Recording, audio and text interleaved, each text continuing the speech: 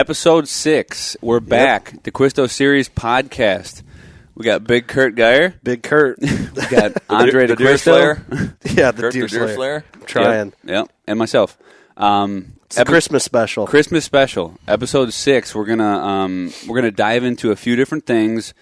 We're gonna talk some December and late season tactics. We're gonna talk bow hunting during gun season. We're gonna go over Big Curt's kill, his target buck, and we are going to tease some products coming this ATA, some new stuff that's really going to up your game next year in the deer woods. So let's kick it off. Ambush? Oh, yeah. And I forgot. So that's what I'm here for, man. So we have hundreds of people waiting for the ambush. Production had a little bit of a rocky start. We got it all taken care of. Had a couple main beams that holes were a little drilled off. Now it's all being machined. High tolerance. Those I-beams are going out to the guys who have their stands. The guys who had them just hunted right through the season with what they had. Great bunch of guys, too, understanding. And now we are going to put out another 150 limited amount of the ambush, and we're producing them now. We should have them ready before the ATA. So get your orders in. And then we don't know what the next cycle will be. We're actually changing manufacturing facilities. Yeah. So so this will be the last production of 2019. When this episode airs, it will be the release of ordering. Right. So get your order in 2020 model. If you've been waiting, if you've been waiting to get one, be sure to get there before they're sold out. Speaking of the ambush, our next show we're going to have Brad Curt, friend of ours for decades. Kind of came up with the concept of a stand for saddle hunting. So he's on the team. He has been. This is the Curt ambush is what we're. I've talked to him before, but I haven't had like a long conversation. So I'm looking forward to sitting down with him and chatting with him about that. Yeah, the whole setup. Hardcore, big woods, north woods type of guy hunting. So Brad, he's going to be our first official guest on the Dacquisto Series podcast, and we're going to go through some backstory and some history with him on how the original, I guess, idea behind hunting from a saddle came from. And I know from personally talking with him, he's had, I think he actually applied for or had like the original patent on an actual saddle, platform. So like the whole idea came from. Yeah, that's awesome. Came from, back in, that would have been. He has some of those first models that he made welded up, so we'll have those for you to see on the podcast. Yeah, we'll get pictures of them and lay them in there and everything. I think a lot of people don't realize that it's been around a while. Like we mentioned it before, but it's not a new thing this year like what most people think. Like it's something and he's been doing it forever, Right, but the actual platform that he had, there might have been, I think, one in the country up till like the 90s when we came out with that first one through. Oh, really? Yeah, so he was hunting on that, but I haven't seen any for sale or anybody else using that type of technology or using regular stands. People back then had to just thought he was crazy. Was it that way? Or I mean, you were more used to like that innovative new thing to the tree stand. Probably a recluse. Nobody knew who he was or where he was. Come out of the woods one day. I think kind of the opposite, man. I think it was a little bit more mainstream back then, or at least I imagine it because I picture guys out there literally, climbing up 2x4s staked to a tree, and they're just standing on a 2x4. That's true. So it's not like he was some crazy, like he had this revolutionary idea. He just had a small little. He made it portable. Right. Yeah. Portable. I mean, but until he met the old man, and they kind of had the brainchild of like this using Dad's technology of the lightweight cast aluminum with his. That's when like you got this thing. And it still didn't take hold, but like we talked about last time, we'll have the whole story with Brad here. It'll be a good podcast. That'll be really cool. And then we'll even go into some saddle hunting or small stand type tactics too. And he also has, which we'll be selling through Custom Gear, is a patented type of harness. Like everybody's got these. I'm looking forward to that. Yeah, so he's got one that has a lower bridge. It's really. I could never understand how a lot of guys were getting it done with the old type of drawing their bow and all that. Yeah, with that in there, and with his, you can get up over the top. It's designed for bow hunters almost. It's a nice steel. We're working on it now. He's actually busy running all over trying to get something ready for the ATA. I bet he is.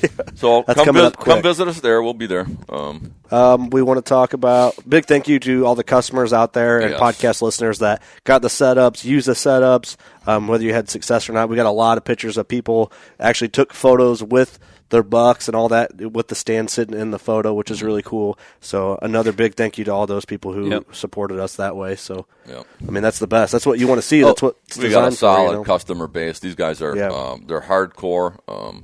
Yeah, and we just real quick on the ambush too. We did just toss a video up on YouTube, kind of an ambush overview, just a couple little tips and it sets up a little different. A run through on actually setting the stand. You know, a lot of our customer base and the people who love the stand and have killed from it, contacted us and wanted us to do a video because the camming process on that stand is a little bit different. It cams over very, very tight because it's I guess the measurements from the point of tree to where the belt is it's so rock solid that you actually don't want to cam it as far as you do a tree stand.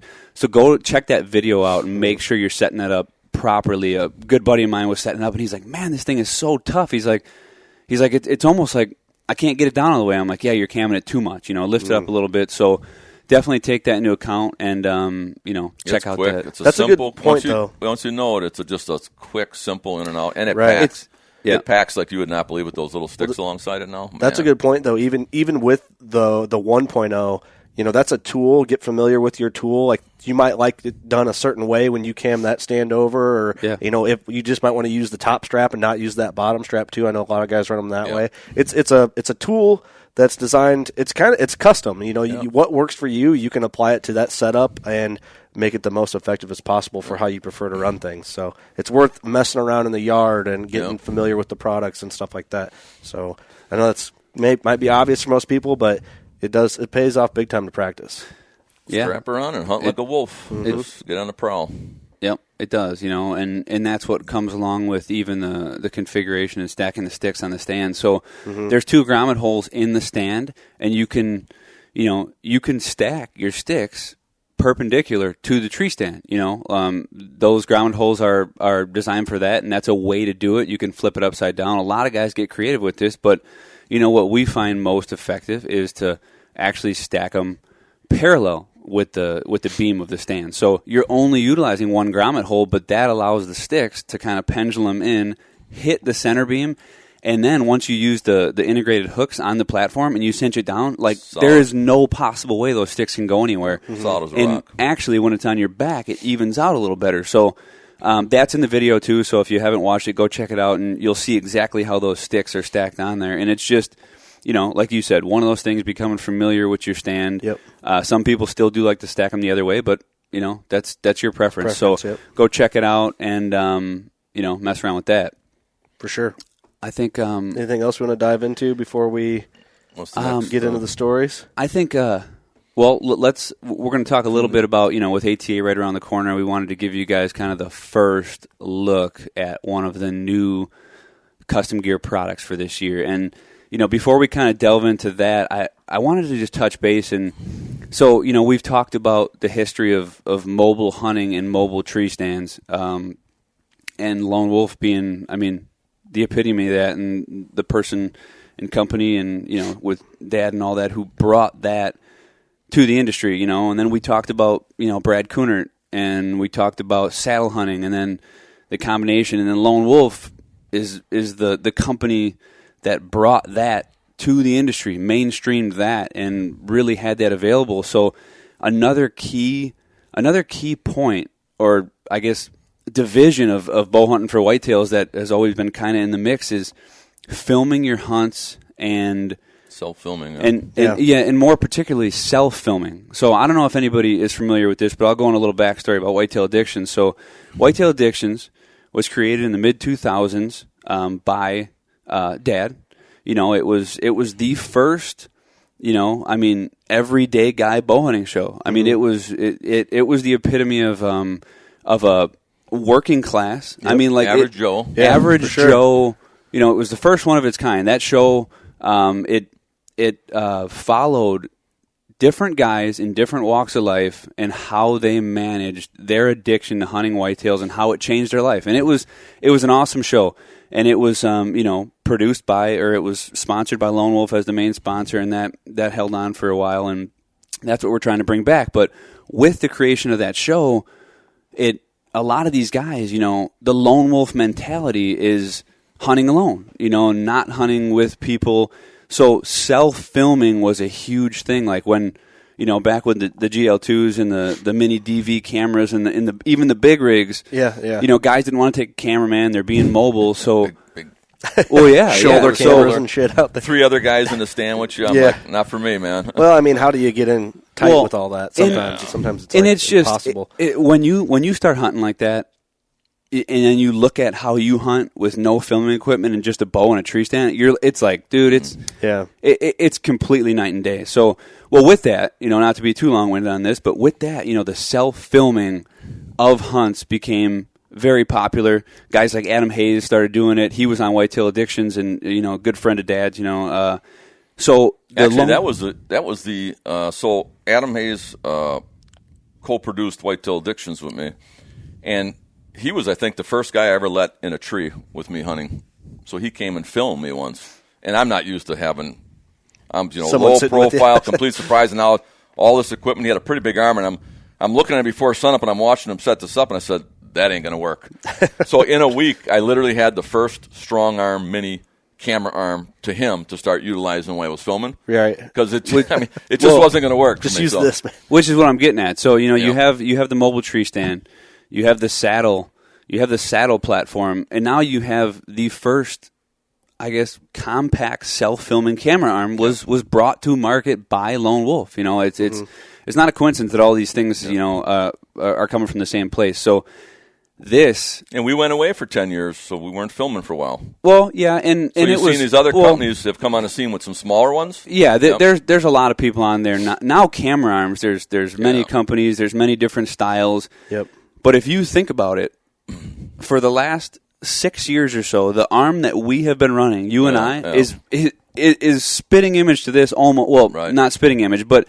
So it's just a fact that, just like the tree stand. Took it to the next level. Well, the tree stands that we've been running have been, different. It's just, we've been out of the game, we're back into it. So, but this right here is the next big thing. If you are filming your hunts and you are a mobile style hunter and you are not going to want to miss this. So this is the new pocket arm by Custom Gear. So you want to... Yeah, so what is the biggest pain in the ass with arms nowadays? They're bulky, the hubs... Trying to put that with your equipment, pack it in your backpack, just clanking off everything, and I just get violent when I think about it. So what I did is I come up with a streamline. This has got the hub. Everything you need is here. 1.6 pounds. It's the same length that all the arms are now. It actually straps to a tree tighter, and it literally will fit in a pocket, anywhere in a pack, in a bag. You can't get much later than that. That'll fit in the water bottle slot on any pack. Yes, exactly. So you guys, see him lift it up, and you see him extend the arm out, and you're thinking, okay, 1.6 pounds, so just under a pound and a half, and okay, now where's the tree attachment? That's what you're thinking. Oh, well, that can't be the weight. What you're not understanding is this is the tree attachment. This is the arm. There is no additional giant big hub that you have to crank over, and there's none of that. Strap on and all that, yeah. This can be strapped with a standard cam buckle used for the stands, and it can actually be done with the buckleless method if you want. And here's what's nice about it, too, is instead of having your fluid arm, if you're in fluid arms, attached to your arm, now you can keep the fluid arm with your camera and quick connect to the arm, which is the bear to put away. You're already putting away a little bulkier thing with arm or your camera. So this is going to. I've been having just a hell of a time with it this year. It's been just awesome. Well, it's the perfect camera arm for the guy who's hanging and hunting a spot. Once you get up there quiet, get after it, and get down and move on to the next spot. It's the ultimate self-filming arm. There is none lighter, and there's none easier to hang, and there's none more stable than what we got here. Our bucks this year with the smaller version, tight arms. So yeah, and and keeping the same look and feel. It's all machine cut, out of solid stock. It's very stout. It's right in line with what you'd expect from something that you guys are going to put out. Self levels. It's got a leveling button. It's going to just change if you're self filming. It's tough for a guy to self film. Yeah. Now, I'm even gonna interrupt you there. Okay. Even if you're not self filming, if you're a guy who's filming hunts, this is gonna cut your setup time down. Oh yeah. I mean, for field producers out there that want something. even if if you're with your buddy too, and let's say you guys just trade off, like one, he films you, you film him. I mean, it's like the stands. They're smaller. I was lighter, hunting, more compact, more user friendly. I seen a guy this year with an arm, with a dude erector set. This arm. I don't know if it was one of the muddy arms or whatever. But this thing was obviously built for. I mean, I don't know what it was built for. Major movie production that had to be hanging 15 feet out of a moving vehicle or something. But I mean, in the contraption that went onto the tree, I mean, I'm. Like, the guy's taking in, his hunting gear is like, a knife, a tag, a tow rope, whatever. And then his camera arm was 5 times the size of that. He's like, hey, can you get me a full rut pack? Or like one of those old full rut packs like the XOP's got now. And I'm like, yeah, okay. He's like, I need an extra bag for my camera arm. He wanted the entire bag for his camera arm. Yeah, I believe it. And this guy's as mobile as they get. But he's just like hog. So anyway, you want to check this out? If you didn't realize too, this is a standard Samsung smartphone. So look at that. That'll fit in your pocket, man. I mean, there's. Well, I mean, put that in front of the arm, and you almost hide the. There's no doubt about that. So be sure to check that out. We'll have in-depth videos on how to hang this thing, how it mounts to the that's tree. That's a game changer. And today, I don't know if you mentioned before, but Whitetail Addictions, we do have. Our guys are self-filming again, and that's coming back on our YouTube video. So YouTube. And if you are addicted to hunting whitetails and you self-film and you're a run and gun type guy, hey, message us. We're looking for send us an application. We are always open to find more guys on the team and guys getting it done. And also I might add too, for anyone that's maybe doesn't want to be on like Whitetail Addictions, but you have a podcast, a video production, something like that coming into this year. That's stuff we're going to be looking at doing sponsorships at different levels, from the stand to the ambush to the Silent Touch Slayer join tape. The pack, man. Shoot us an email, shoot me an email, and me and Cody are going to be reviewing that stuff over the next year and kind of seeing what direction we want to go. So some opportunities there anyway. Yeah, excited about it. Getting rolling.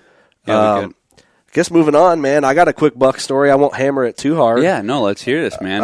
This is technically a December kill. Yeah, right? So this is kicking off the late season. During gun season, yeah. Paint us a picture. Take us in there. Yeah, man. So this is a buck. I won't tell the full detailed story. That's coming out on the Working Class Bowhunter podcast. But just kind of like a quick overview. It's a buck that I've known for a few years. I always called him Creepy. He was just kind of a real weird looking buck. I mean, his rack is just. You could pick it out. He does look creepy. He's weird. I just called him Creepy. It was a neat name for him. I always thought something was wrong with him, to be honest. I did. But you spelt it real weird. Yeah, just because I'm an asshole. You just wanted to be. Yeah, I'm an asshole. But I knew him, and all the whole Working Class crew knew him from me. I had a shed from last year and some run-ins with him. 2 years ago, he about ran me over, and I have it on video. Like, he almost walked right into me. And that's why I thought something was kind of wrong with him.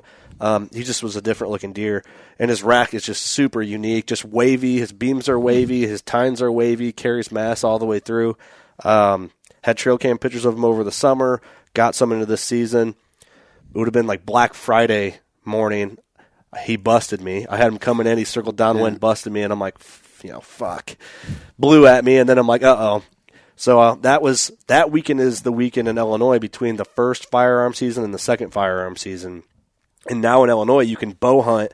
If you have a firearm tag, you can bow hunt during the firearm seasons now, if you have your Blaze Orange on and all that. So second firearm season, I saw where he came out of. Had a pretty good lead on him, I think, if I didn't bust him out of the area. I went in, threw the stand-up, literally threw the stand-up, and I hung it in a tree that was kind of a shitty tree to get in. And I honestly say, sounds like I'm hard plug selling this, but that stand did allow me to get in there. And by the way, I felt like shit. I was sick. So I didn't want to go. I was searching for excuses not to go.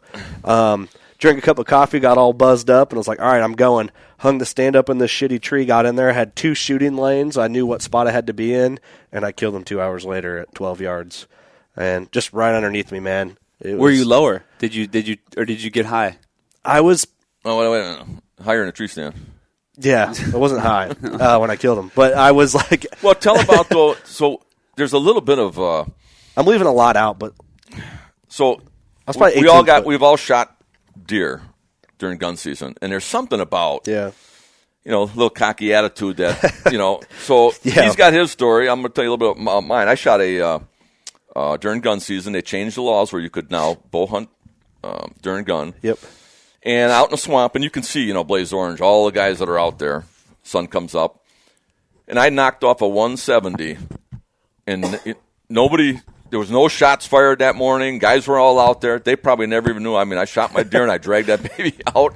And there's something about, doing that. When those guys all have shotguns in their hands and rifles. Because they're trying to get, if I see one 200 yards and closer, it can happen. And for us, it's 20 yards and in, to shoot my buck at 12 yards. Well, I know there's guys. It's kind of a neat feeling. It's like a son of man. Yeah, it's cool. Cody did the Illinois buck, too, on film for Whitetail Addictions, wasn't it? Yeah. He hated wearing that damn orange vest. I know it just. You feel like you're just waving. I'm going to tell you this as offensive. As an early, and I don't want to offend anybody, but I don't care either. It's all in good fun. But as an early on in my hunting career and going out there. Now that you say that, when you said it pissed me off so much. You didn't want to wear it. To wear orange? No, it wasn't the fact of we were wearing orange, while hunting during gun season for safety purposes to be, to be in with the law and, do what you had to do. But when I killed that buck and I went to get my trophy picture with that first big buck that I've ever shot, and this fucking dude is making me put an orange vest on for the photos. Yeah, and then of course everybody's like, "Oh yeah, good gun kill," and I'm like, "Dude, I didn't kill that with a gun." Yeah. I was so heated, and that was my first. That was my first. Well, I didn't want anybody thinking that he was hunting without orange, right? Right. But that's why I took my pictures. I thought you shot that with a gun. Well, I sent the photo because I threw it away. I delete. Okay. Well, I got a problem with a gun. You're not a social media savvy guy. You're not on the stuff. So I'm like, oh, you probably hadn't seen my buck because it was online. And so I texted to you. And the one picture the first one I texted you is me with my orange and my bow's not in the picture. And you're like, that orange is offensive, giving me shit. So then I text him a picture of me and the orange with the bow. And he's like, oh, okay. Okay. But now you're back in. Well, now I'm cool guy again. But it's the same thing with late season muzzleloader. So, there's a lot of. That's actually what kind of fires me up about late season too. Is you got so many guys out there with equipment now, and muzzleloaders nowadays are just insane. They don't need orange now, late season muzzleloader. Well, no, but I'm in just. Illinois, you have to. Oh, you do? Okay. I'm talking just in general bow hunting during gun season. And especially when guys are camping out on food sources and they're picking these deer off from long ranges. Yeah, it is just it is sort of a cool feeling to sneak in there and get it does get harder late season. The colder it gets, the deer are on edge. And what I probably should add to my story, because I'm missing out a big part in this. I know someone is probably going to ask. I killed this deer off of food in a pinch point just outside of his bedding area, and he came in. I had some does bedded by me. The story was good. Yeah, I had some does bedded by me, and he came up to where I thought he was bedded. He popped out right there, came up, milled in, went and bedded down. I watched him bed for 45 minutes to an hour. Stood up, went to go check those does. They were in some picked beans, and he was kind of checking them a little bit just to see if they're hot, and he just milled in the 8 beans and milled to me, and then basically was like, all right, I'm going to go over here and beeline right in front of me at 12 yards. So when he first popped up, I'm like, okay, now I know he's bedded here. And then I saw him bedded. I'm like, okay, there it is, and then it just happened to work out. He could have went the other way, but I just was in the right spot, man, and hammered him. Well, you got to pick the right spot. Yeah, it was perfect, man. And the cool thing is, too, is when I shot him, where he ran was right back to his bedding area. It just added up. I think where he piled up was like where he was bedded initially. Where you were watching him. Yeah, and honestly, where I set the stand up from where I think he was bedded was less than 100 yards. I'd say 80-ish yards. Yep. So It was perfect, man. Yeah, you can't. That's creepy's dead. Got to be on it. Should we segue into a little bit of December hunting, or what's the next one that we wanted to? Yeah, I think so because we're right on it almost with. Roughly a month of hunting left for a lot of guys. Some a little longer, some a little shorter. Coming into January. Could be some of the best hunting a guy would have if he's got the right piece of property, to tell you the truth. It's a good thing our January shot with trade shows. Yeah, I know. Pretty much. And we got Christmas holiday spirit, It's going to cost me 5 days of hunting this year. It sucks to have to spend time with your family. But I do enjoy the holiday season. Yeah. Sarcastic a little bit? No, I mean, well, I was never around for holiday season when these guys were growing up, but now I got grandkids and I got mom. Yeah, well, grandkids are a little cooler. We're gonna put our time in, enjoy the holiday season. Yeah. When right now I know there's Boone and Crockett's running around coming out early and pretty. So when Cody was a little tyke, you were just out in the woods hunting on Christmas morning and just. Dude, I've shot bucks Christmas Eve, Christmas Day, and those are the days the season was winding down. I had to be there, so. I wasn't about to give her up. I wasn't about to spend time with my family. I was about to. Screw him. I bought him his gifts. That's all he needs, all right? Yeah. Actually, did we get you gifts that year? I was say, Cody, how was your childhood? Did you have a good upbringing in the holiday season? That's a whole other episode. Yeah. I just want to get down to the nitty-gritty of a big buck-killing family because there's something to it, apparently. Maybe I should do that with my kids. Yeah, and it's even, it's funny you say that. I'm kind of being a butthole right now just to get a rise out of you, but it's not working. I'm sure I've probably gotten, what were you going to say? I was going to say something we should do an episode when we have Ashley on sometime. I'll show you some art she did in school. Mm-hmm. You talk about a deer hunting family. Yeah. Of what an 8-year-old put on ink and brought to school. It's amazing that. Well, I remember for show and tell, like I used to bring like just big ass bear skulls and like racks, and we're in the middle of the city. Yeah, and like people are like, up in Milwaukee. Your son's got a problem. Yeah, I mean I'm wearing like what's the problem? The Dahmer craze just ended, and then you're bringing dead shit into class. I'm wearing like hitting home a little bit in Milwaukee. Camo coming in there. I remember carrying like 2 big deer. Well, I thought they were big. They probably weren't huge or anything, but they were bear skulls, just teeth. Well, for people in the bear claw necklaces, and I'm just walking there like, what the hell? Like, you That's guys awesome. are wild. But, I mean, even getting into, I mean. Some of the teachers weren't at the hunting. No, I bet not. I bet not, yeah. No, but yeah, lost track where we were at now. Well, it's just what I was going being back to. being a family, like you said, coming into it like that, it was always norm. Just like even to me, it was norm. And we work full time, so the holiday seasons you had to hunt. That's when you had it's your time off. Yeah. Well, and even now, as I'm coming older, I got my own kids and stuff, and I find myself always in the woods, and it's what it is that you realize it more when you're not at home because it weighs on you a little heavier. Well, but see, that's the thing, it weighs on you, but then in a way, it weighs on me differently than it would a normal person because it's just what I know.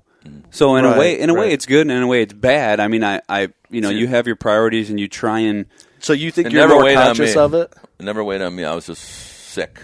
Yeah. I wonder then because that, you raising Cody. So does it weigh on you differently because? Well, what I'm saying is like I want it to weigh on me, like more than it actually does. But I think it's just when you're.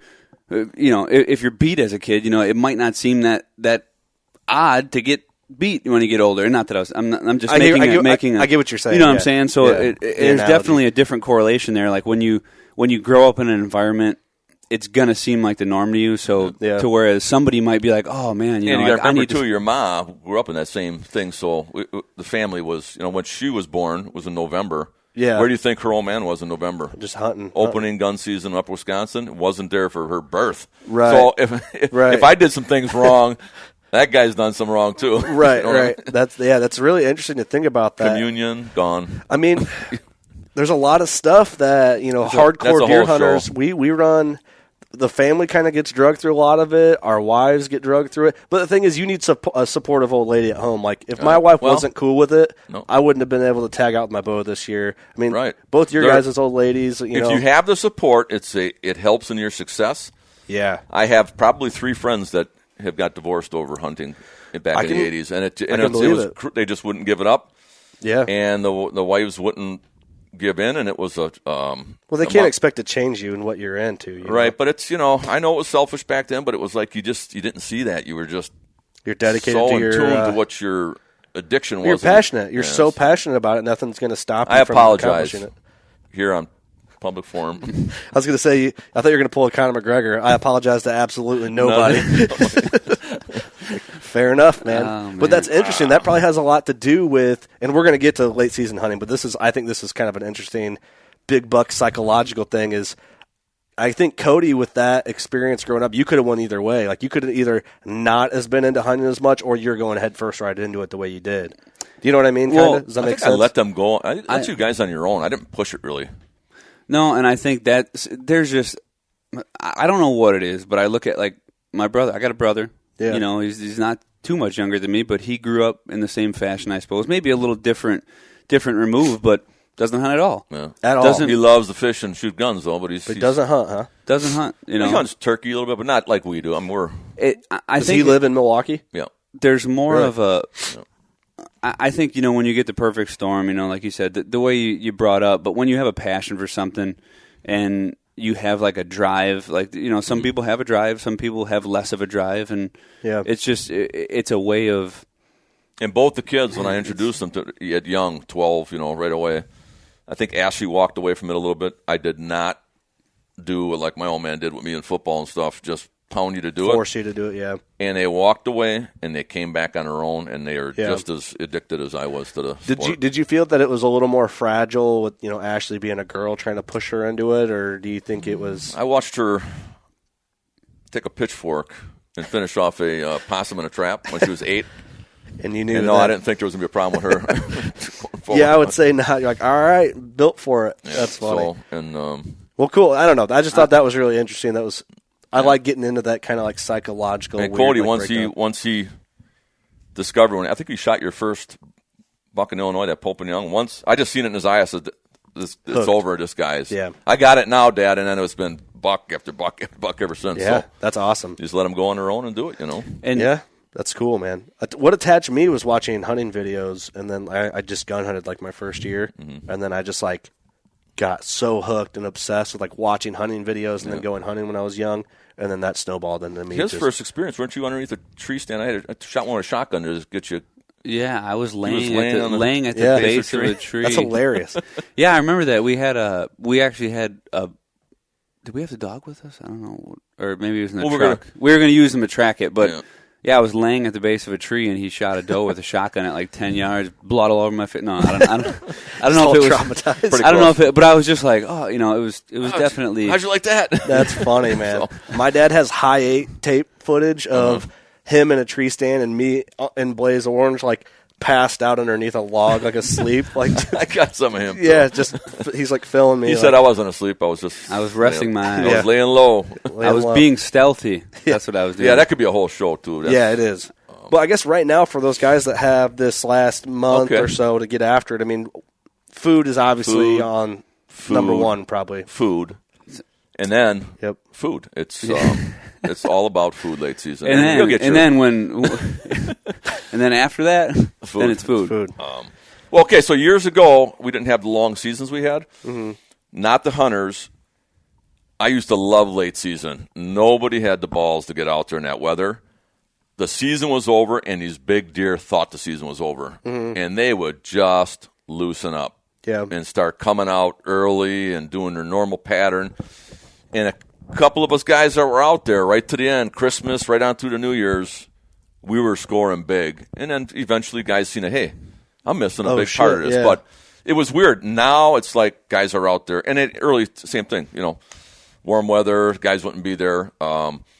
Guys are out way before the season starts, scouting already, and they're way right up to the end, extended season. So it's a lot of pressure. But if you got the right piece of property, and there are some food sources, it could be some of the best enjoyable hunting. Yeah, I know a lot of guys like our buddy Ross Bigger. He waits for late season.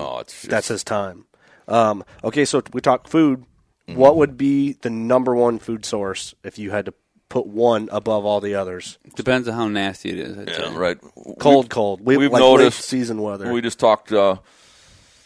mild weather to greens, mid-range corn. It seems like they just move according to that, and nasty cold beans, standing beans. And if you got a standing bean field late season with snow on the ground, everything else covered up, it's almost sad. Yeah, it is. It's, like, I mean, and then if you're sitting over with a muzzleloader, that's just unethical. Well, it's cheating. Well, but I don't know. It call me soft, but man, I mean, sometimes when it gets nasty.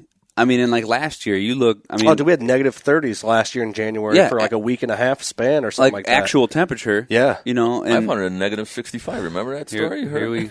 Geez, I'm going to tell you the Arctic Circle. Let's go. when we started talking about cold weather, I was literally in my mind. I'm like, please don't bring. They ought to know this. Please don't bring up the freaking. Has anybody ever bow hunted in weather with a wind chill of literally negative 65 below zero? I have not. Okay. I've hit. What was it, 40? Negative 40 that one year? Yeah, you almost died that day. No, I didn't. Well, anyhow. So the coldest... Walking uphill both ways. Yeah, I know, that's exactly what this is. The coldest weekend that's exactly what this in Illinois record, I just happened to take a week off and go hunting, and I went down there and hunted the whole week. And let's talk about food and sources. Going down there with the mentality, I'm going to look for cut cornfields that still got deer in them, a food source, early and late. And, man, I had to react in 2 days. Nothing moving from sunup to 9, nothing moving from 3 till dark. So cold, these deer were just laid up, conserving energy. Hiding. And I got out, I scouted, and midday on the creek bottoms, you got down in there, out of the wind and the sun. It almost, it's 60 below zero, right. with a wind chill. It felt warm down in there. And, dude, monster bucks loaded up midday, hitting on lichen, green, lichen that was on that creek bottom and feeding on it heavy, and it was like a frickin' paradise down there. I scored one of my biggest deer. 2 degrees below zero was the high at noon for the day, and everything else was intense. just cold. But food. Right. It was all about food then, too. Well, last year when we had that brutal cold, one of the last podcasts we did on Working Class, we had Dana Pace on. He said he found a deer, a doe that looked like she was just frozen in time, like froze to death, bedded up, like all curled up like a dog laying down. And so that just shows you what they go through. So, that. Sorry. No, go ahead. And small deer got to eat. That often. happened. Right. That happened in northern Wisconsin a couple of years ago. It got so cold, and then there was so much snow, and then they had a melt. So then they couldn't reach the browse line. So then it got really cold. Deer were dead everywhere. That's sad, man. They were finding them on snowmobile trail. It's rough out there. And more than the cold with a deer is when the snow and when the forage that's on the ground that they have to get through roughage gets frozen. Yeah. We had that, a big kill on our property.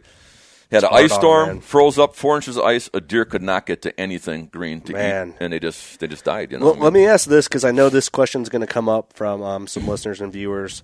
It kind of goes back to some of the early season podcasts that we did about the whole morning afternoon thing. Is just how guys, the general census is not to hunt mornings in October. Blah blah blah. I feel that it kind of goes back into that, into the late season. Good observation. Do you think? But are you going to skip your morning hunts? I'm kind of playing. Absolutely not. I'm playing devil's advocate here, so don't. Mornings are phenomenal late season. But here's what you get. Here's what you get going with. So the horribleness about early October, the humidity and the scent control. Right. Just the opposite late season. The colder, the drier, the nastier, them son of a guns, you can beat their noses. Well, you can't beat them, but you can really manipulate and you can get away with more because there's not that scent factor as much. Right. So that's a plus to that. Then going back into that same scenario, bedding to feeding area, I love late season hunting. I always have. Yeah. I just know guys are going to ask that question. It always goes like, well, you only hunt them in the afternoons because you're going to hunt that last hour of the day. Here's that common misconception, too. Like, a lot of late season guys are, muzzleloaders big on late season. A lot of people are in blinds late season because they can't handle the cold. And a lot of them are just sitting on food sources. So if you are sitting in a blind on a food source, well, that's going to be your prime time is that last hour, and you're reaching out to touch them. But talk about them soybeans now? You watch in late season, if you get a really nasty weather where it's sub below zero, those deer are feeding those soybeans till 9, 10 o'clock in the morning. You got all the time in the world to slide in behind them and set up under bedding and get them coming off the field. It's way better than. In your guys' experience, do you find that the deer, when it gets brutal cold like that, bed closer to the food, or do you think if a buck's got this bedding area that he likes, that he sticks to, that's kept him alive, will he go? Say it's a little further off the food when it's that late and that cold? I think the cover is less in later. In like in October, they can bed where they feed because there's really thick cover and stuff. Yeah. I still think they make the full run on this property and they'll go. Yeah, I don't think that won't, matters. They'll get up a little earlier. I think they want to get moving. They want to get out there. Because in my head, and I feel like a lot of people, and I think that I'm to fault to a lot of this, I have like this hard, rigid way that I learned how to hunt from just like what I've learned from other influence outside of my own experience.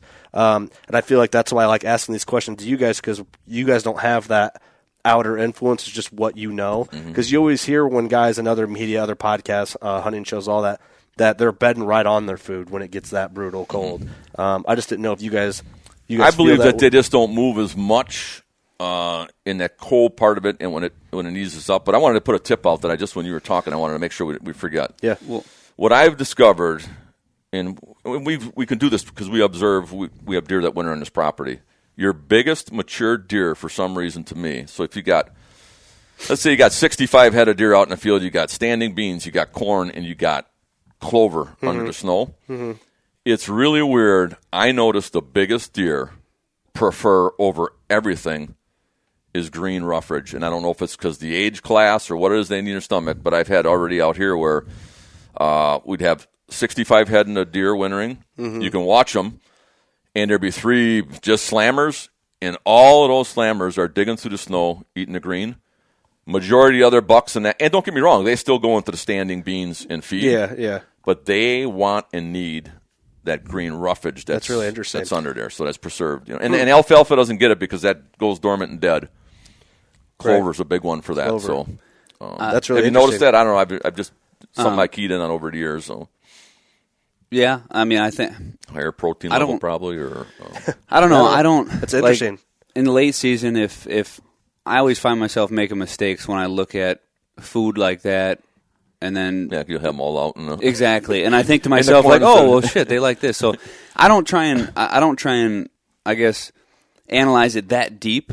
If it's cold and you got standing beans and if you got to check. I mean, if your clover's near your beans, then you're in that's where I'm at. Then you're in the game, you know. But one thing that I've had a lot of luck late season. In the mornings, in the evenings too, but I think in the evenings they want to get out. But an overlooked food source, locust pods. Oh yeah. So I don't know how I missed that. Black locust pod. We talked about that on another working huge. Class. It's a very overlooked food source that gets hammered when it gets cold and late, and when you have deep snow. Look at our best bedding area up here. All honey locust trees. If you see, is it honey locust or black locust that do the? Well, there's different types of locusts, but they're honey locust trees, and there's different. I don't know exactly. They eat the pods, the beans. Yep. But if you actually look, I think from all the different farms that I've hunted, you will actually. I've found that the more substantial bedding areas are for a reason. I think there's where they're bedding near those locusts. Yes, right. Now, if you have we were talking about crop fields before. He's talking about. I'm talking about other sort of food sources, but really harsh shit. Weather, snow, when them deer aren't moving, like when they were in that cold, when he's talking about. So, like, you get in there and find where those locusts are dropping. So, what do we find in? That could be a jackpot. In that, we have a big property with a lot of hedge and a lot of that thick stuff where they winter. Those deer were literally for days. You'd go into a spot, fresh snow, and you'd see a big circle the size of this house with deer shit, piss, beds, and no trails coming in and out. And a big buck just sitting there parking it. And any buck that you shoot in Illinois, the next time you gut them, throw their bellies open, I'll bet you're going to find them big green beans that are in those honey locusts. It's a major staple diet for them down there. For the adult bigger deer, it seemed like. Right. So. Yeah, that's interesting. That's cool that he keyed in on that because that would have been a big one we'd have missed. Yeah, I knew deer ate those locust pods a lot because they just have a unique smell to them, and you crack them open and stuff like that. But I've seen they eat them early too, even when they're I've seen deer eat them in October. Late season. When I first saw a deer eat those, I actually had a stand in a locust like that had the pods on it, and I was a younger bow hunter, maybe 15, 16, and and I saw a deer with a whole pod in its mouth, and I was like, holy shit, I didn't realize they ate those. Yeah, that buck up there, that 8 was shot late season, second from last day of Illinois season. Its belly just really loaded with those big just green pods. Living in the it, beans, the bean part of it, yeah. That's cool. Another thing, too. That's an overlooked food source. Yeah, that's majorly overlooked food source. I could probably say that. It definitely is. And I think when they're hitting those hard, it's nasty. It's nasty, and they're normally so concentrated in those areas, so it's a really good you know. Okay, another thing, the bump and dump on that. Dude, that is so easy. So, you know where they're going to go. Well, no, you knock them off it, they go right back to it. I get what you're saying, but that was my next point. My next point was when you find these areas, though, like, you know, these frequented food sources, whether it's a bean field or whether it's a little, you know, bottom in the middle, you know, on a creek bottom with, like green coming up or you know, moss and lichens, or pods, honey locust. When you get in those, like, you better have your fucking game hat on, because, like, when there's that many deer frequenting that little area, you know, you got to get them out of there somehow. So you got to get them, you know, got to get in there to hunt it. But you better don't be bashful about that, though. Well, no, but I'm saying, like, there's so many guys that fail. Like, they might find this good spot, but they go, you know, they tromp it out and they get in there to hunt it. But you got to be stealthy too. There's a lot of eyes. There's a lot of deer. You're beating a lot more eyeballs at that point in time, you know, and like he gets into with if a deer is eating that food that consistently, you can be pretty safe to say that if you get him out of there, he's gonna come back. He needs that. He likes that. He's doing that. So don't overthink it. Push those. So Justin Hollinsworth, he's a affiliate of ours and heads up the Whitetail Addictions. He's hunting Illinois, and in that similar type scenario. He went down there and kind of did the same deal where you stack an area, and he could not believe the caliber and amount of deer that just piled right back in where he just blew them out of it. He set up and almost closed the deal on a net Boone and Crockett that year. So that's awesome. We'll get into more. We'll have him on and some other people who've experienced the bump and dump topic is going to be a full blown podcast here coming up. That's a highly requested and it's so different on different types of year. But here's where you can really capitalizing on the late season. So food for late season success. Keep in mind if your neighboring property has about 6 guys hunting with muzzleloaders, you might want to keep that to a minimum. You know that's when in Rome, man, do as the Romans. Exactly. Well, one thing I wanted to point out with there, a lot of guys, I get a lot of questions from people who get fired up about the bump and dump, or get fired up about, you know, bedding areas or scouting or doing this or stand setups, like trying to kill a deer. Like they really want to kill one on their bed that they found.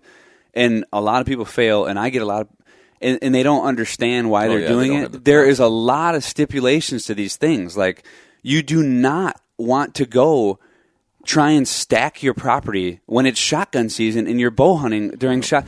That is not a tactic you want to do then. Please listen to me. Do not do that. Like, do not try this. Well, I'm serious. Because, dude, and a lot of people's deer get killed like this, and a lot of people are so obsessed with getting near they want that bedding area kill, or they want that bump and dump, that they're constantly hammering an area, and they're finding the right spot, but they're not paying as much of mind as, how am I setting up in this spot to not get busted when he comes back in?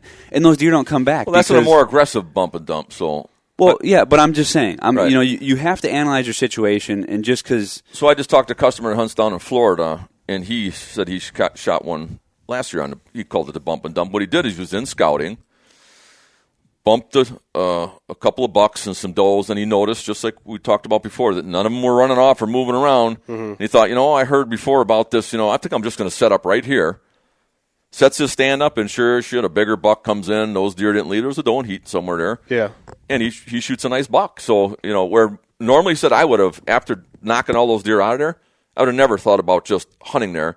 I figured I messed it up, and I'm going to go find a new spot. Right. Well, and that's a whole different. Different than what. That's a whole different state of mind. Yeah. Like right in that area, in that time, I guarantee the rut was going on, and he bumped into a hot group of does. Well, you can bet your ass another buck is going to be coming and going to get those. They don't care. They don't care that you're there. Actually, so.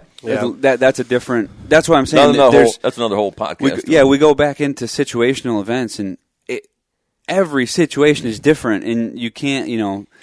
Late season. We've all killed big deer late season. Mm-hmm. My biggest deer I've ever shot was late season. Late. I think it was the day before I left for ATA. But, like, that situation was completely different than, many other late season situations. And would I have went to go try and stack that deer somewhere? Absolutely not. It's just. And if you got 4 of the guys hunting your lease or a deal, you can't. I kind of told them when nobody's out there, you can get a little aggressive like I used to, but do not be messing around with your other guys right there because you might get shot. Another guy, Clint Casper's a late season dude. He'll pull it off. We try to get him to come to ATA, and 1 year I talked to him. He's pretty hard. He's killed some slammers. He's a wiry mofo, man. He's wound for sound. He is. He's passionate. But 2 years ago, the dude had a piece of glass stuck in his foot, all infected. Was hobbling out to the stand. Skipped ATA because of it, but went hunting. Hobbled out 1 foot. Got in a tree and killed a slammer. So you gotta do what you gotta do, man. Yeah, his foot is healed and he's after a big boy right now. So cool. I'm hoping he's supposed to come to ATA, but I'm like, hey, I'd rather go kill a big buck than be at ATA with all us idiots. So that's crazy that they have that during that time of year. I don't know why they do it, but I mean, and that's the thing. You got to be out there. Yeah, you got to brave the elements, and you got to make it in February. Yeah, ATA. Yeah, it doesn't make any sense. Do we want to? I mean, what else did we miss on late season? I mean, food.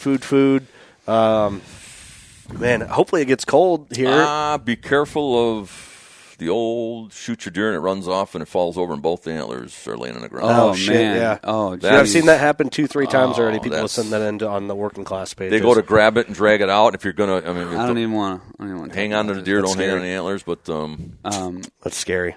Yeah. You know what's criminal about that too? People are shooting and filling their tags thinking they're shooting a doe, and it's a monster buck that sheds. So be careful on that. I would rather have a season end early, I'm thankful that one of the counties I hunt does not have a late doe season, which is great in Illinois. Yeah, I did. He mixed opinion. He looked at me with that. I shot one that literally ran off and knocked his antlers off. That's got to be. Did you get the antlers?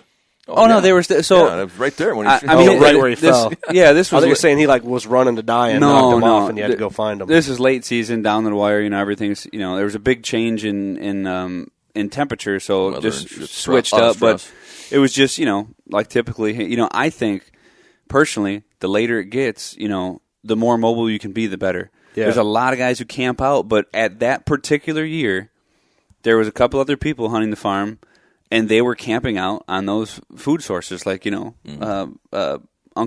Todd. He was just, yes, it was late, yes, it was cold, and he was convinced that there was going to be beans or there was going to be deer on this bean field, and he lived and died by that. And those deer weren't coming to that bean field; they were coming elsewhere. Well, I got on the green; that's where the deer were going.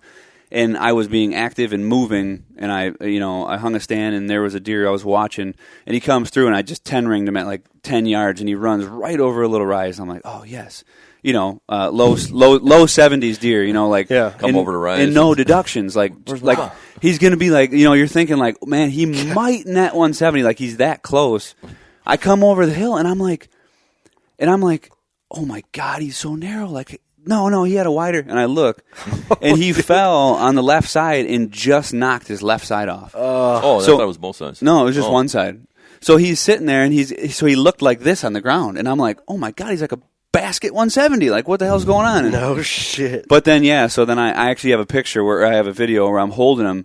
Because, and you could see the placement, and then I just lift one side, man. I got a good one, too, with that. But, I mean, damn. Talk about a kick in the nuts. Yeah, what a bummer. So did you mount him? Did they anchor him back into the skull plate and all that? So I never had him actually mounted yet. He's just a 170. Yeah, he's rattling antlers. When you get to a point, Curt, you got to start picking and choosing what you want to put on your wall, because it's you got a lot more wall space. Put half on that one of the little space there and half on that little spot. Yeah. Now I can take them out. I can split them up. So I wish I had the set of antlers that remember the Titan. No, the Titan. What do we call the one there with that? Oh, the fridge. Titan? It's a 7-point. That's 168. Should we pull in your buck from the season? So we got the shed. So I had Adam was hunting on a lease with me once, right? So and he's hunting a field edge, and his deer's around, and he's going after. It's a big, heavy, just a massive freaking frame. He has the deer come by him in the morning, right under your stand. He could have shot it. And I'm like, dude, that thing had its antlers the other day. We walked out on the bean field around the corner of the woods, and both halves were laying right. No shit. Right in the field. I mean, talk about shit luck, One more day, or if it would just hung on them a little bit longer, right. Or if you knew the dang thing was over there, you'd have shot that one. And it is a risky time of year, man. It's kind of a gamble. Yeah. And by the way, when we get into doing a shed hunting podcast, I got the perfect guy for a guest, Mr. Dana Pace. We just had him on Working Class. He's a shed god. Guru? Yes, he's a monster in the shed game. Hey, thinking of it, we have the skull plate of your buck from this year. Do you want Chandler can bring him in here if you want to show him in frame? Grab him, Chandler. We got Mr. Austin Chandler behind the scenes here. You can't see him, but he's there. He is. You can feel his aura. He's behind the scenes. Yeah. Bring her on in. You can get in front of the camera. It's all right. People will be okay if you're holding a 200-inch rack. There you go. So this is the third self-filmed buck. We talk about self-filming again and stuff too. So you'll be able to see this one on the Whitetail Addictions.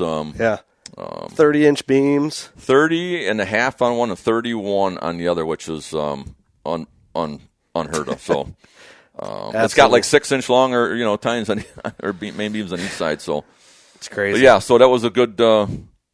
It'll be all on video, and we have tons of footage. I figured that was worth pulling into the shot. Pictures with the undercover game camera. Yeah. We thought that deer was probably in the 180s. Yeah, I remember talking to you about it. You guys were showing me the footage of him. Oh, well, we overlaid some footage on one of the last podcasts. When I had it on the ground, I looked at it like, man, this thing's going to push 90s. And then when I got a tape to it, I'm like, holy shit. 204? I knew 204 and I knew it was easy 190. Like there's no. Well, you weren't telling me that. No, I did. We talked about that. You should probably pass him, Dad. Probably pass him. Yeah, you should. Hey, one thing I want to close this podcast out with. So we teased the last episode, and this is like listener request that people want to hear the story about your overnight stay in a stand to try and kill a buck the following morning. Right. Okay, and we don't have to stretch this out if you don't want, but I'm just curious, what made you say I have to stay the night in this stand? So I'm hunting a slammer of a buck, and it wasn't an overnight stay. It was get in there at so I kept trying to get in. A couple of third shift police officers gave me a lead that I was hunting a property, and they said, man, there's just a monster every morning in this marsh standing there. So I go and I scout and I'm hunting it, and I kept trying to get in on this deer. And I get in there, and I bump him out of there. And I'm like, well, you must be getting there, a little early. And I come a little bit later, and I bump him out of there.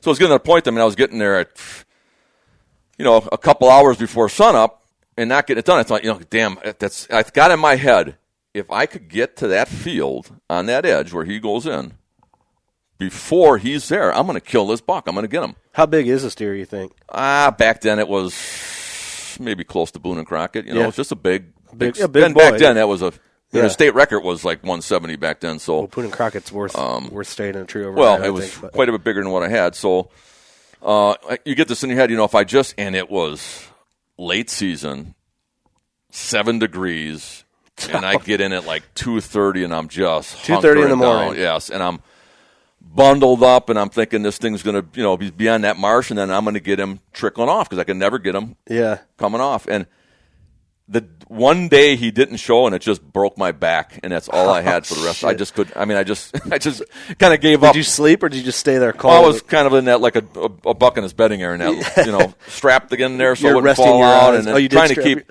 You couldn't sleep in that. It was so cold, and it was like I just got to make it to sunup. He'll come in a little later, be staging, and then right at dawn he'll be just coming back to his bedding area, and I'm gonna get him, and it didn't work out. But I tried. That's a cool story, though. What's the earliest you've ever got in after one? I mean, have you ever had that? Have I ever what? Had that like relatable type situation where you had to get in at 2:30 in the morning? It's late out when he gets absolutely in. Absolutely not. So the earliest I've ever got in on a buck was by accident on daylight savings time.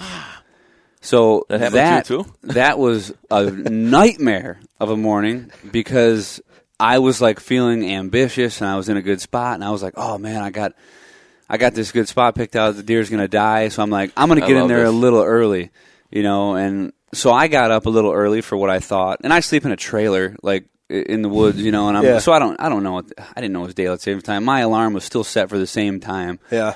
And of course, it was like we had a wicked temperature drop. So I'm out there and I'm fucking just freezing. And I'm like, And I'm like, where's the sun? Where's the sun? When's it going to get light? Yeah, when is it going to get light out? And it felt like it was about 4 hours before the sun came up. It wasn't, but that was the earliest. So it would have been like 2 hours before daylight. Hilarious. It's like the longest. That's brutal. And I left because I was so pissed, and I probably could have shot that deer if I would have stuck around. Well, I think Chandler last year, he killed a double drop, like mid-90s buck, and before he had killed him, didn't you go in real early? Like 2-3 hours before daylight? So you know what a lot of these elk hunters do? No whitetails I've heard, but they'll literally go in these huge herds and they sleep overnight in where they're going to be in the morning because they can't get in to get them, so they're there. But they're camping on the ground. Normally, not a thing to try with them. But he talked about that daylight saving time. I forgot all about that. There was a pro staff guy that we went in with. It was going to rain. It was early. We were on a water hole because it was really dry, and then all of a sudden the storms were going to come, so we wanted to hunt that before. Yeah. And we're like up there and pitch black, and I'm like, geez, when is this freaking sun going to come up? All of a sudden it starts raining and pouring, and we're drenched, and it's still black out. I'm like, dude, this ain't the right time. That's hilarious. Man, that must have been a warm year. We went in real early. For that. That was in Illinois, actually, too. So, or the alarm was off or whatever it was. It was just too. He just got in earlier. I've done it to where I get up before my alarm thinking I'm late, and then realize like almost all the way there, I'm like, oh shit, I'm like way earlier, or you know what I mean? Dude, I know guys that swear by that. They go in purposely 2 hours before.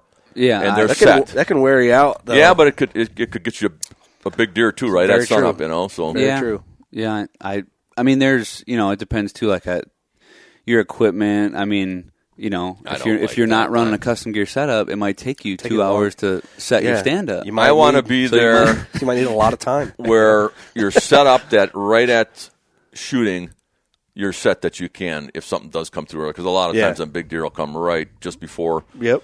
Right when Cody's getting out of bed to get there, so he doesn't have to use a headlamp. Dude, there's been a lot of times. And I don't know. It's just something about me. I don't know why I don't adjust for this, but there's been a lot of times I've been halfway up a tree and just sat there and let a shooter walk by, and that's happened to me multiple times. I'm not going to go crazy. I'm not going to go crazy and say like 7 or 8 times, but I can recall 3 times. One was actually on that stand that I set up on Level B Road.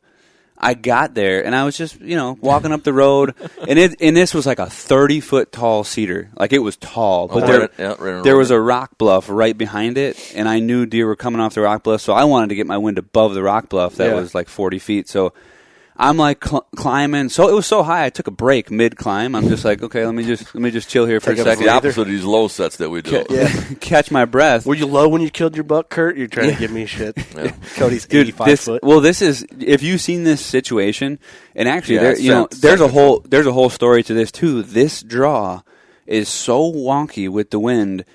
You need to be high. Like, you cannot get away with a low stand in this spot. So it just needed to be that way, and I knew that. So, but anyway, I was halfway up, and I could just hear the and I'm just like, oh, shit. And I knew as soon as I heard the weight and the pattern of that, I was literally sitting there like, I don't even want to look at this. I was just sitting there like this. Get out of here.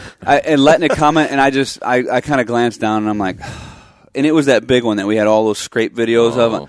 Tank. It was just, and I let him go, or I couldn't do anything. He left, and then I just sat there like, but I'm still late all the time.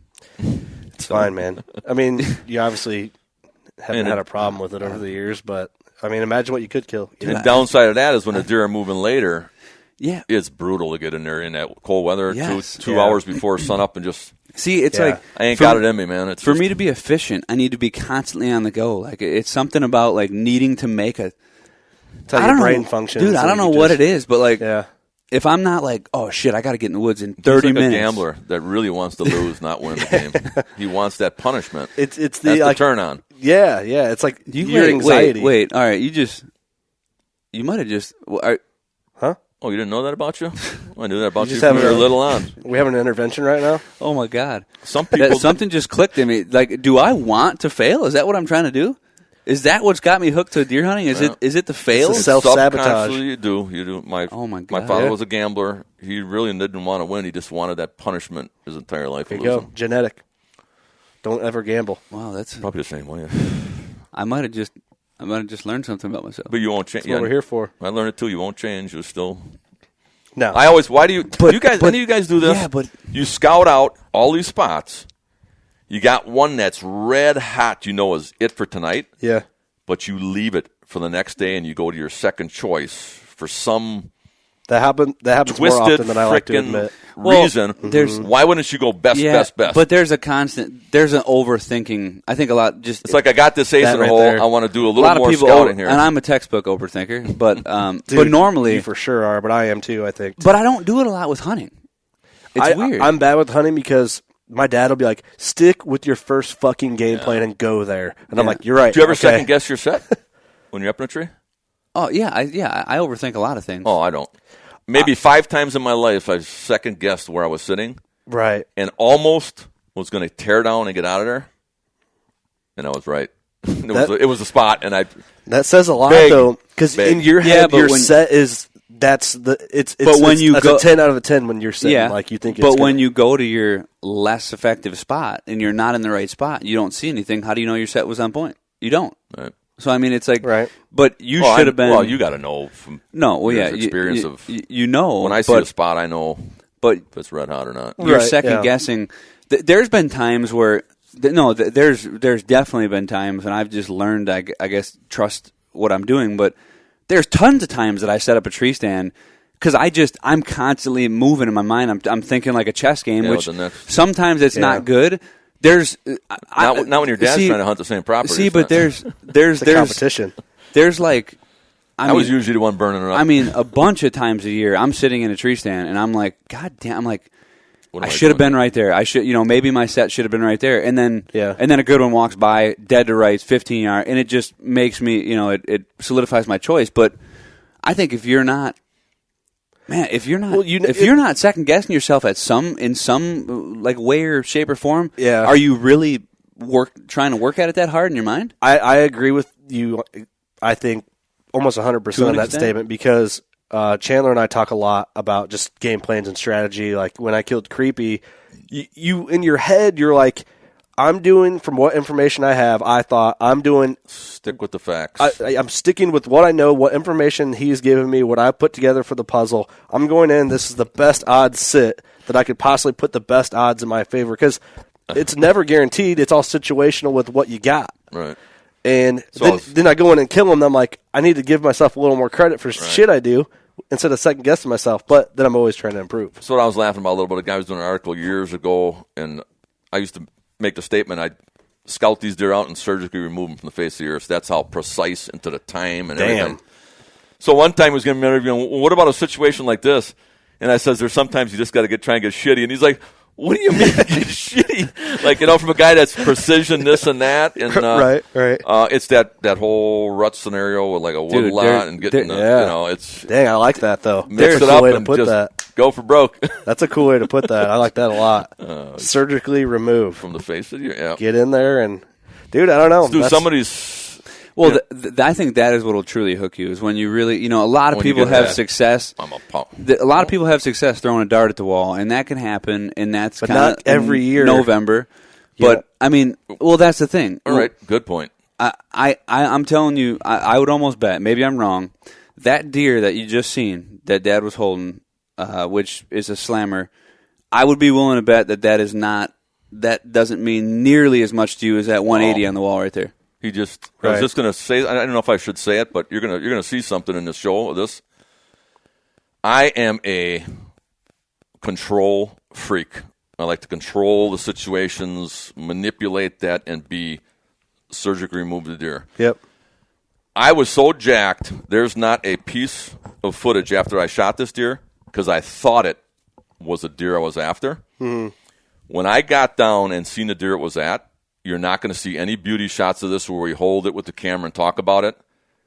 I was so freaking defeated. This is literally my first rut buck where this shitty thing just came along and I got my crack at it. And it's a decent deer, don't get me wrong, but it does not have, like he talks about, but when you hunt a specific deer down. Yeah, you take a deer off the wall here that's big but significantly smaller than that you hunted down. I mean, it's a different. There's more precision into the game plan on it. An entire season, the last day of the season, and that's a that great. was the most rewarding just buck out of frame and chase that I've ever had. So it's a we'll great talk example. about those. And that's why I like sitting here next to you guys, because I feel like I applied what I've learned from becoming good friends with you, Cody, and then getting to know you better and better, and with these podcasts. I applied what I've learned by just having general, on the podcast or off the podcast, to kill that buck I called Creepy, because that buck's going to mean when you so much more to me, because you hunted him down and killed him. Yeah, and it was what even made me feel even a little cooler and kind of like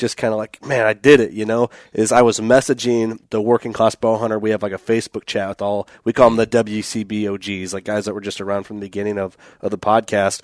And I was like, hey, I'm going in to kill Creepy. And then, 2 hours later, I'm like, Creepy's dead, you know? So years ago, it used to be old mossy horns. Remember that? It was always everybody'd hunt, and there'd be this buck that nobody could get. I used to love to get access to spots like that and to be able to go after that. Yeah, that mythical deal that that's you the couldn't best get part. and hunt them down. The mystery and the aura, and the purple aura to these giant deer.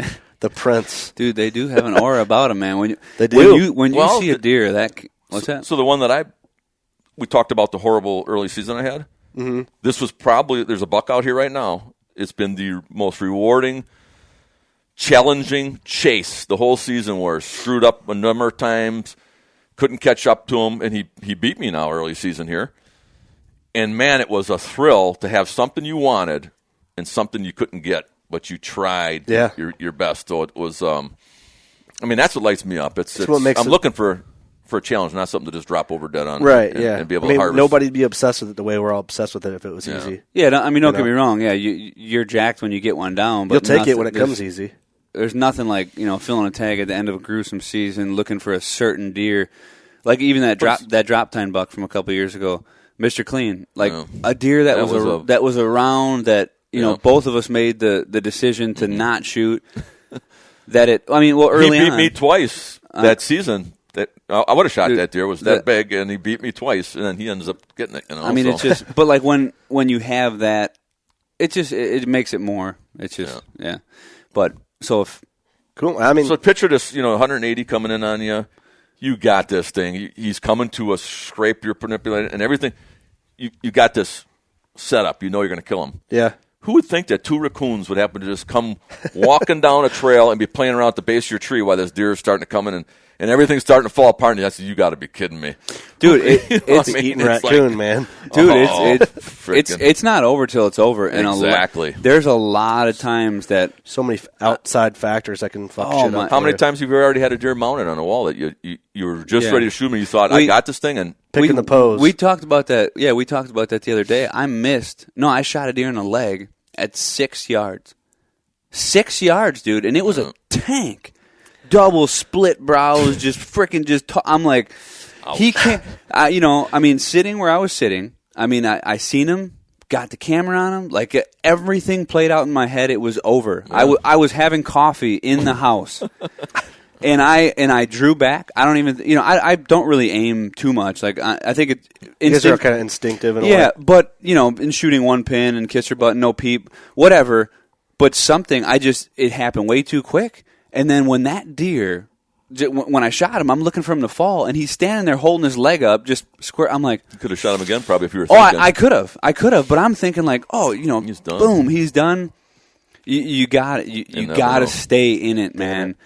Stay in it till it's over, because that's tough to do, though. Sometimes it is. Well, your head just gets crazy sometimes when that stuff happens. You're not thinking clearly, and you look back and you're like, I shoot a peep. It blows my mind that you don't, but we've had that conversation before. I'm shooting it this year, but it's going to cost me, I'll bet. You think? I think it did already, but I'm not going to say anything about it. Oh, come on. You hear guys say that was like, I don't even remember looking through my peep.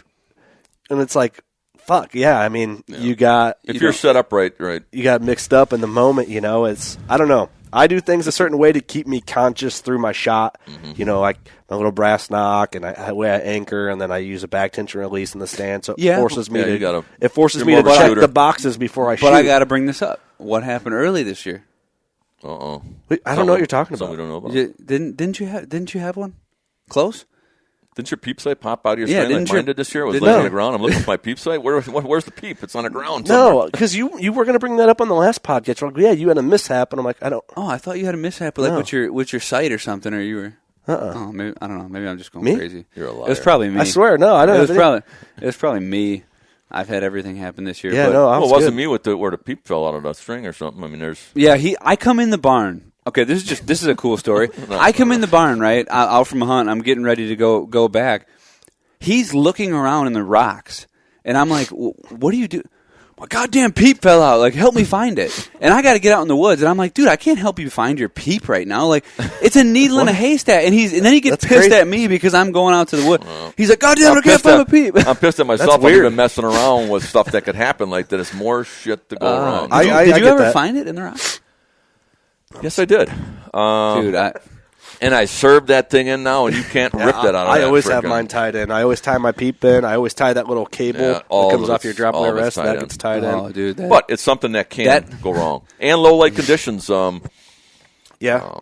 And my peep's probably not set up like yours where everything's lying right up. I have to really physically, consciously line everything. And then I'm kind of a freak about my setup, man, because I have to have that anchor to the corner of my mouth. I touch my tip of the nose on the string. I anchor my peep up with my sight housing so it's perfectly round, and then I have... You got a foolproof process. Yeah, I shoot a back tension release with a click. I got to go back to old school. See, but that's the thing. You take a guy who's been hunting for 50 years without a peep. It's hard to rewire, yeah. It is a little hard. Most of the deer I shoot are moving. So I learned this. It's instinctive almost. Like I learned this from a bowler. All right, you ready for this? Hit me with it. I think... I don't know how this applies. I want to try and whitetail hunting, huh? Okay, I want to hear this. Yeah, listen, this is good. So, and I really want to get the right number. Somebody's going to be like, "That's bullshit. It's this number." But this is a fact. It takes, I think it was like 374 times to develop a habit. So, and he, kind of, like when you roll a ball, right? Like your release. I'm sure it's the same with swinging a bat. It's the same with shooting a bow. Yeah, it takes a certain amount of time to really like get that habit repetitive. To make it right, not wrong. Okay. Exactly, yeah. To correct a bad habit, he asked me, he said, "What do you do when you get in the shower?" And I'm like, "Well, what do you mean, what do I do?" And I start washing my body. He's like, "Well, what do you start washing first?" And I'm like, listen, dude, I don't know what you're getting at here. Listen, but I'm like, well, I wash my hair first. He's like, okay. He's like, how many times? He's like, I want you to start washing your feet first thing when you get in the shower. You know how long it would take for you to develop that habit. Oh, because you've done that all your life. Exactly. Yeah. I've been washing my hair first thing when I get in, even if I don't have any hair. When I have my hair shaved, my head shaved, I'd lather that bitch up and soap it up. Yeah. But it's just, I get what you're saying. It takes a long time to get out of what you're doing into a new habit. And like I said, I don't know why I'm going for that maybe that longer, more accurate shot. But anyhow, with the new bowl setup. How would you like to have a bowl set up where that's all you have to do is get that kisser to the corner of your mouth? Just rip that bow back and just watch the deer go by. Pick a spot and just let her rip without even thinking about anything. Well, it's like an instinctive. And you don't even remember it happening, and the arrow hits right where you want it to go. Yeah. It's like shooting a recurve with a compound. It's scary. Right, yeah. But you have to have that confidence in your mind because when you start... See, it would happen. He used to do it, I think, intentionally. Decades and decades of use. Yeah, and to me, it used to happen, and I didn't want it to happen. But in the moment, things would happen fast, and then you think back, like, did I look at... No, I don't remember looking at my pin. Like, what the hell? What was I thinking? But it went right where you wanted it to. And when I started shooting a recurve a little bit, it clicked in my head, and I think that the process of a recurve is fascinating. Oh, like there is no doubt. Like, I mean, that, you look at like Indians back in the day, or a guy who's making a bow out of a tree, and and you become so in tune with something, and I guess it's like just an extension of you at that point. Oh, dude, and it's just it's really cool. It's crazy how your body can actually, or how your mind and your eyes can do that. But when you get that accurate with something like that, it is just like, dude, that is just for sure. To me, archery, insane. And I feel. Kind of the comparison between you and I, we're the same age, kind of had the same, been hunting about the same time. Whereas, like, you're more into killing the deer, which is what we're here to do. So I have that also, but I feel like I'm a little more into the archery lane of things 100%. To where, like, when you came to the working class shoot last summer, you guys like to shoot. I love to shoot my bow. Yeah. You know, and I'm like that was the first time I've ever shot a 3D target. Yeah, and you killed it for not having a peep and only having like basically sight into one distance. Yeah. I did 10 ring a muley at like 60 yards. It was impressive. But that was it. I mean, it was the whitetail at 6. Yeah, but hit him in the leg. Hit him in the leg. Dick bag over here's got to bring that up. So. Old dick bag. But yeah, so to with that as a point, I never enjoyed shooting the archery. Really, that's so interesting. Recurves though, or when we all start. You didn't start on a recurve. You went right from compound, right? I had recurve, not hunting, but just shooting in the barn. But your generation too, did you start with recurve, or was it right to compounds? I had a little recurve when I was younger with my first bow, and then I got. You seen the one with the wheels, and you threw that thing right in the garbage. Well, kind of, but I do have a recurve now that I play around with from time to time, but. I just love the compound, just that feel when it rolls over and anchors back, and then the whole process of squeezing off a shot and watching it drop into the center dot is just amazing. And we started fingers. So it was a compound bow, but it was just fingers, one pin. You were shooting like it was a longbow or something. So, I mean, but that's the thing. Like, and maybe it's watching him, or I remember I have vivid memories of you shooting. Like, we're in the middle of the city. Him shooting from the street through like a blind for elk hunting. Through a blind alley into the garage, into the garage. And I have vivid memories of this. So I mean, I remember you shooting, but like me coming up as a hunter and me in the woods, it's always been like, okay, well, this bow is just something that's helping me kill this deer. Yeah, it's a tool. It's never been like I've never been real. This year is the first year that I've actually had a bow that somebody would look at and be like, oh, it's a sharp bow.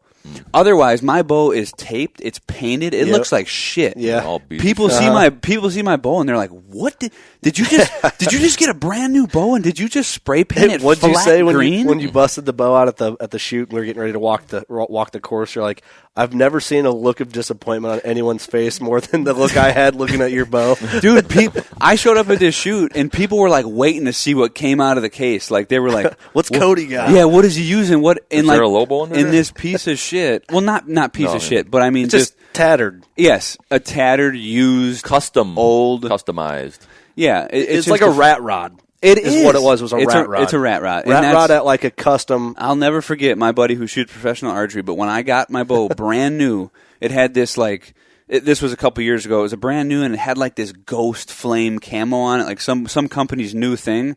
And I went to True Value. And I got a can of Rust-Oleum textured green, and I just fucking just sprayed it. And he was like, what are you doing? He's like, what did you just do to that bow? And I'm like, well, you need those flames. Yeah, I'm like, what do you mean? I'm like, this thing looks awesome now. I taped, like, there was tape hanging off of it, and he's like, dude, I can't Mr. even. Custom.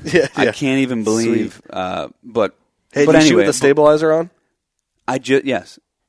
For a long time, or just this year? No, I just got a stabilizer. What's a stabilizer? Yeah, no, I got a stabilizer now. I got a stabilizer now. What do you need a stabilizer for to shoot a deer at 15 yards? Yeah. Okay. Well, but can't argue with that to that point, I had fun shooting the bow, and I got a bow that's a little bit more set up now. Yeah. And I'm gonna try and start shooting more. Are you gonna spank everybody at the shoot this year? Yes. Mark my words. Okay. No. I think we close the podcast on that right there. Yeah. Merry Christmas. Yeah. Merry Christmas. See you guys at ATA. We're gonna be at Christmas. Nebraska. Lincoln, Nebraska, the weekend after ATA. That's like January 17th. 17th. Yeah. And then after that, Harrisburg. I won't be at Harrisburg. Yep. But if they go to custom gear, we got a show circuit on full show schedule for the winter and the spring. Yep. Des Moines, Iowa's first weekend of March. We'll be there. And then we got Peoria, Illinois this year on the docket. Peoria, Columbus, Ohio, Madison, Wisconsin. Yep. Man, a lot of shows. Oh yeah. Wow. Yep. It's gonna be fun though. So come out, say hello, and Merry Christmas. Thanks for viewing, thanks for listening. Subscribe, leave a comment, and good luck to you for the remainder of the season. Yep. All good? You want to close her out with your thing? I forgot my thing. You said go work for it. Oh, go work for it. I'll say go shoot your bow, and then Andre's got he's just got a grunt. Hunt the rut. Get shitty. All right. Later.